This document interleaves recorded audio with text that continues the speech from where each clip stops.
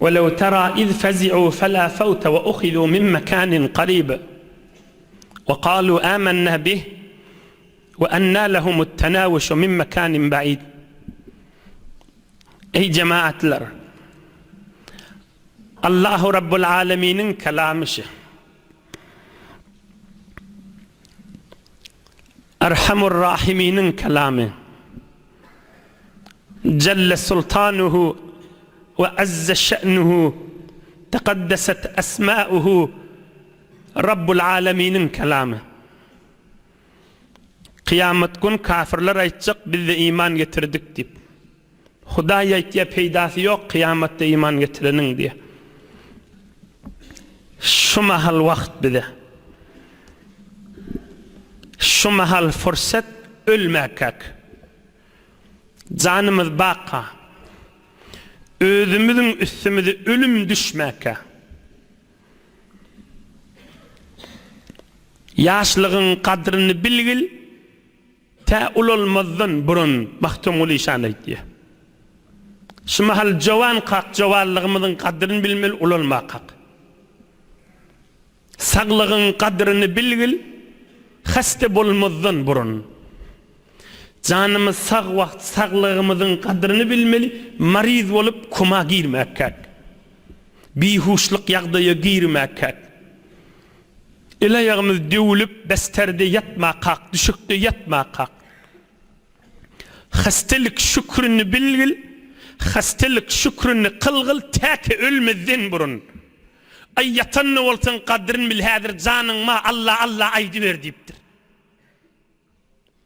Hastalyk şükrüni kılgıl, täke ölmezden burun. Ay yatanny bolsaň, garryda bolsaň, heniz ibadet etmedikde bolsaň, şu wagtda şuňky nasihaty eşitýäňde Allah Taalaň kudret kelamynyň manasyny, men garry adam bolup durun, inni men haçan ibadete ýetişeýin. Hastalyk şükrüni kılgıl, täke ölmezden burun. Häzirde öleňe peýda ibadetin ýedinne gez. Yaraňa ýüregiň bir Hudaýyň razy etçiligine. Sultan Mahmud Gaznevi Hazreti Pir-i Buzurgvar, Murşid Rabbani, Veliyullah, Allah'ın dostu olan Hazreti Ebul Hasan Harqani'ye sataşıptır. Ol Sultan Mahmud Gaznevi aýdypdyr: ey beyik Allah'ın dostu, men hakkımda bir hayır dua et diýipdir. Hazreti Ebul Hasan Harqani aýdypdyr: senin adyň näme diýipdir. Onu men adym Mahmud diýipdir. Mahmud diýdi, gow diýdi. Hazreti Ebul Hasan Harqani aýdypdyr: aqibet et Mahmud bad. Hudaý sen iman menen dünýeden ötedin, soň hayır bolsun diýipdir. Aqibet et Mahmud bad. İman menen dünýeden ötedin diýipdir. İman nuru bilen, iman baýlygy bilen dünýäni äpberedin. Hemmemiz birwin äpbermelle. Birwin işkepläp duran dil ta'til boljakda, we hemme eşitýän kulaklaryňyz da ta'til boljak birwin. Şoňa barmaka iman menen şo ýagdaýa geçmeli bolsun. Aqibet et Mahmud bat diýipdir. Soňuň haýyr bolsun diýipdir. Ruhun Allah'a şin uçup gidenni, ölüm ýagdaýyna Hudaýyň musulman bendesi ol gidedin diýdi de. Ey cemaatler, ey ýaşaglar, ey hacıdadeler, Kur'an-ı Kerim'de okuyansınız, eşityansınız. Ne mani? Vel fecr. Ne mani? Vel asr. Başka? Vel duha. Başka? Vel leyli. Başka? Vel nehari. Allah and etşeyen emmenen vel fecr. Dan menen and etşeyen niptir.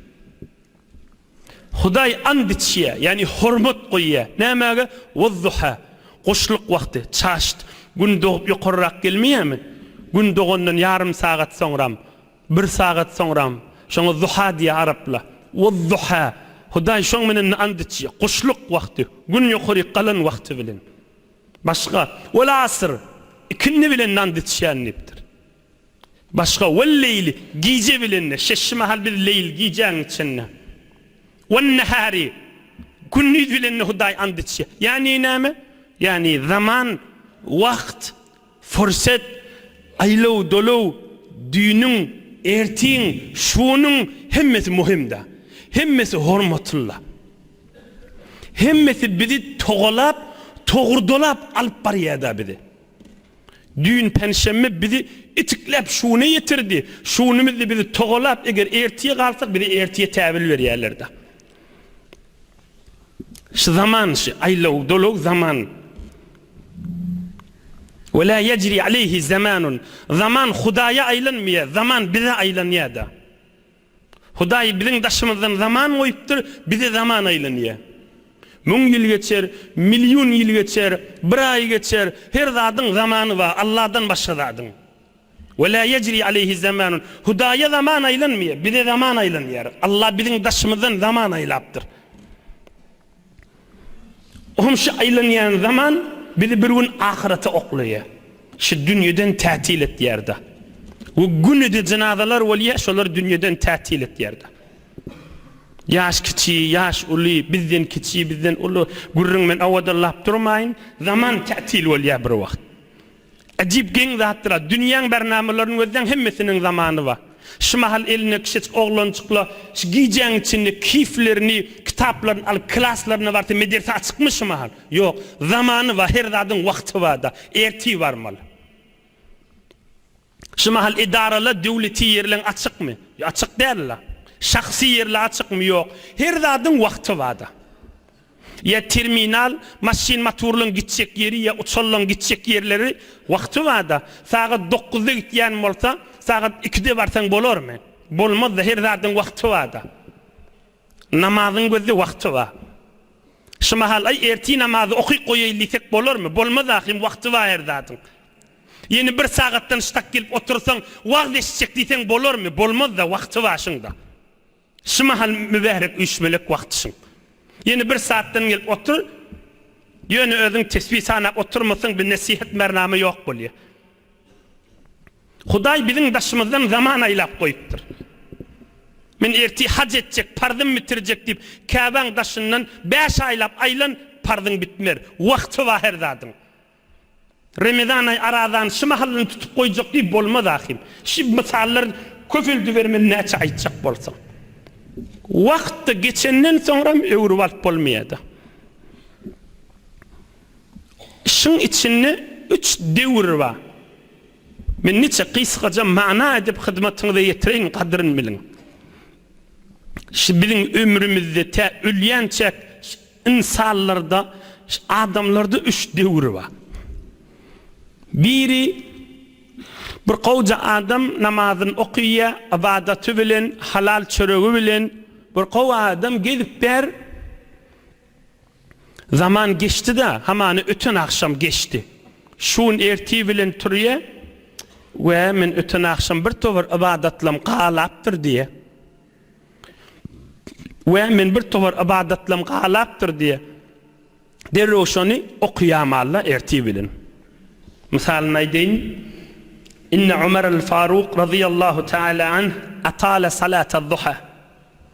فقيل له صنعت اليوم شيئا لم تكن تصنعه فقال رضي الله تعالى عنه إنه بقي علي من وردي شيء فأحببت أن أقضيه وتلا آية وهو الذي جعل الليل والنهار خلفة لمن أراد أن يذكر أو أراد شكورا. برون قلنا غنى قشلق وقتي Hazreti Ömer namaz okuyupdyr, tesbih sanapdyr, hemişeki oturuşundan kärräk oturupdyr. O muňa aýdypdyrlar, bun kän oturdyňda günneginde namaz okuýaňda diýipdirler. Onda aýdypdyr, mene öten akşam diýipdir, kän tesbilim, ibadatlaryň bir miqdary bir zat sebepli galy, ay şoň qazasyny allygym bolasyn diýipdir. Ýoksa nefiliň qazasy ýok ki. Ohum yank ayet okuyuptur. Ja'alel leyle ve nehara hilfeten. Huday gece günnüzü aylak koydu. Bir vakt gecede eden ibadetinde kemçilik etsin, günnüz öwürüp alamalı. Günnüz ibadetin bu kemçilik bolsa, gece öwürüp alamalı. Kur'an'da da bar ahim diptir. Ini bila bir wurun. Beyleki namazlar, arazalan, kazalarda şeyle de birden görýän bir namaz kalıptır. Kazasyny alýan. Bir ibadetin içindeki vakti öwürüp alıp bolmaya, yani Allah'ın lütfü bilen öwürüp alır yani Hudaý yol goýupdyr gürrüňşide. Bir deslapky döwür, emma ikilenji döwür, ikilenji tüýsli ýagdaý. Bir adam 20 ýaşa barýança ibadata girmendir. Bir zinana gyz, gelin, erkek 20 ýaşa gelipdir. 25 ýaşa gelipdir, 30 ýaşa gelipdir jowan wagtynda. Heniz ibadata girmendir. Ya günah edipdir, ya kan ya az. Kur'an eşdiye, azan eşdiye, yaşıcılık mübarek jelesege gelýär. Ve minnettir ki ben yolumu doğrulacak, yolumu Hudaýa gaşyn köklejek diye. Bunun adyna näme diýeli? Toba diýeli. Türkmen näme diýe? Adaşan yolun tapsa ýaxşy diye. Odul yol ýitiripdi, Hudaýyň ýoluny därler. Altın menen ýazyp goýmaly. Türkmen näme diýe? Ata-babalarymyz adaşan yolun tapsa ýaxşy diye. Yolunun daşarda gezipdi, Hudaýyň ýoluny däl. Yo, ýoly girse ýaxşydyr diýipdir. Ya yine Türkmen aýtdy, şeriň ýersinden öwrülseň haýyrdyr diye. Giýje goýma, ertiye goýma, şu mahal öwrülmeli. Bijirek adamlaryň köpsi mäkämdir ýa, toba edenni. Ol sadece gezip beren adamlardan, belki kän adamlardan Hudaýyň ýanyna öwetişýärdi. Bir İslami ummatda Hudaýa köp şükür gaty känna. Pirlerden, öwliýalardan, sahabalardan, şiirlerden, büyük adamlardan gaty känna tarihda. Odul dikkizmeýän adam bir wagt, bir nasihat, bir maňa işdiýe, muň ýüregini oturýa, muny öwrüýe Hudaýyň ýoluna gaşyn. Yolunu mızahım olup duran butu dövye, kanırya yüreğini Allah'a gaşyn. Bir Hudaýyň dost bolýa oturaya, kan berki adamlardan geçýe öwe. Zikirlere girýe, yaman yoldaşlaryny äpberýe, gijeleri boş geçirmeýe, günnüzleri boş geçirmeýe, halal çöregine qaýym durýe. Yeri gelse hıtmat etdiye, bir fırsatin idinini gidiye, bir ut diye. Näme diýip bir kän zähmet çekýe, öňkülemi ýuwjak diýip, jobranna, öňkülemi ýuwjak diýip kän zähmet çekýe. Bir gün ibadat bilen Allah'ın lütfü bilen ýuwullawa, ýöniş musulmançylyk imany, wagşy öňkülemi ýuwulsyn, wagşy öňkülemi ýuwulsyn diye asmana uçdy gitdi. Allah'ın yakın dostu ollu özünün haberi yok da. İman nuri bana mıdam gayrat berdi da. Zahmet çek, zahmet çek, zahmet çek deyip. Cenneti varmasa yürek jaylaşanak da. Çın Allah'ın dostuşa. Yeni yolla yanşar ha. Her hefte bu gurrun geçiye. Günah eder ha. Derru yeni yola geliyor da. Min kavm misali kim? Hemmen tanıyan büyük sahaba Allah'ın kesgir kılıcı Hazreti Seyfullah Halid ibn Velid radıyallahu anh. Peygamberin dereceyik düşmanının birmiştik da odul. Ne ceng meydanını öktümiştik da. Hatta Uhud urşunna dağda kafirlere hakıl veren Halid ibn Velid da. Doğunu mına nama yazıya, ene namaşı. Nama sana bana yazılı hesap etsini.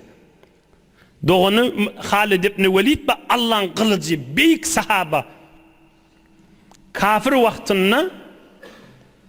vaktında mun doğunu musulmanmış Halid ibn Velid'i nama yazıya. Näme diye? Festedrik ya ahi ma fataka faqad fatatka mawatinu salihah. Ey doğunum Halid diptir. Sen musulman mı oliptir? Festedrik ya ahi ma fataka. Necire sen sowap kazanmalı yerlerin boş geçip var ya. Basın Müslüman malı önkülün yu deyiptir. Sen başaracak işin şu deyiptir. Festedrik ya ahi ma fataka. Tala bilen yazık koymalı. Halid ibn Velid'in Müslüman olmağına sebep olan namaşı. Yazgı. Festedrik ya ahi ma fataka. Müslüman doğani Halid ibn Velid'e namı yazıptır. Ey doğanım deyiptir. Müslüman mol önkülün yu fakat fatetke mevatinu saliha. Sen sowap kazanacak yerlerin boş geçirip barayan deyiptir. Necire giyceler, necire kadir giyceler, necire Ramazan ayın giyceleri, necire bir cuma gün akşamlar, necire zikir meclisler, Kur'an meclisler ve her nameler. Halid ibn Velid Müslüman molye ve nam molye sahaba molye nam molye seyfun min suyufillahi azze ve celle peygamber şan adına Allah'ın keskir kılıcı deyip attak ya. Bunun anırda avudan misal nam molmalı? Allah'ın keskir kılıcı molye. Özde odul peygamberin düşmanı inni dostu molye ve Allah'ın dostu molye. Bir ikilinci devur diyenim. Bir tövbe ettiye kan adamdan öve geçiyor. Önkülümü yuvacak deyip asmana uçuya gitti yerde. Bilin bitirdi qow yeri yiresi ey yaşoğlan. Bilin qow yeri ertiye koymayarlı. Şonu ökdemiştikle. İşte birime açıklap aydarın onu. Ertiye koysan ay ertimen şol işi ederin neyse yani etçikke deydi da o yani qow kep şeytanın ovadan meriyen kefol. Ay ertiysen Kur'an okuyaga ay ertiysen tövbe dağı deyse hükmen men tövbe etmerniydi da şo. Men şon etçik delliydi. Yani şeytan on qow kep ağzını veriyor. Sen arada tövbe dağı diye. Men hükmen tövbe etmerniydi da şo. On inşallah qow işte açıklap aydarın. Bir ikinci devirde bir yeni gönüllü ne deyip ölmeke tövbe nasip etti da. Şun tövbe etti, şun ne şimahal tövbe etti. Ertiye kalacağı belli de şimahal tövbe etti. Dünya sa'a fecalha ta'a. Şimahal tövbe etti. Hudaya men yolunda geçecek deydi de. Bir ikinci devir oldu. Ama üçüncü devir. Üçüncü devir Olukan adam gariptir. Şimahalla nasihat iştiye. Amel etmendir. Qaviş etmendir. Ömrü geçiptir. Nasihat işteni bilen yaran akışsada. Binem etmeli. Allah-u Zülcelal gafim açık diptir. Neçe tövbe etçini bilen bolsa. Neçe yürek yangısı etçini bilen bolsa. Neçe Allah'a aşkıtsını bilen bolsa. Dili ba, dilin koymaya Allah'ın zikrinin dil kurimaya. Zol zikrediptu. Müslümanlara dua et diye. Ötüllere dua et diye. Dirilere dua et diye. Allah'ın tesbih et diye. Hamd et diye. Estağfirullah et diye. Salavat okuyor. Yüreğinin yangısını arttırıyor. Yürek aşkını, yürek korkusunu arttırıyor. Önkü günahlerini yuyada.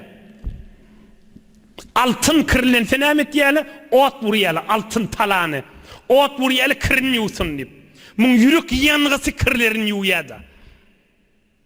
Mun yürek yangısı, vehmin nettiriptir neytmen neyipti. Gözünden, bağrından kanak ya, şun yangısı önkü kırlerini yuyada.